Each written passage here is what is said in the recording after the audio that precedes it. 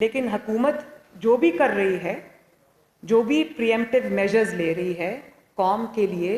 मुल्क के लिए, आवाम के लिए, उनकी आसानी के लिए, उनको तंगी से बचाने के लिए, वो हुकूमत की ज़िम्मेदारी है।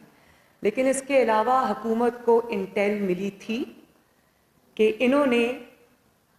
पूरा इरादा ये रखा हुआ है कि ये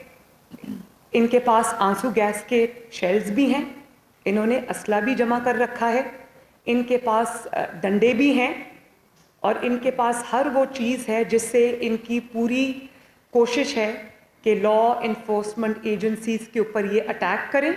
उनको मारें, उन खून और इंतशार का खेल खेलें। तो उससे इन्होंने जो आज जिस कांस्टेबल को इन्होंने शहीद किया है, उससे उनके इरादे पूरी तरह कौम के सामने खुल कर आ गए हैं।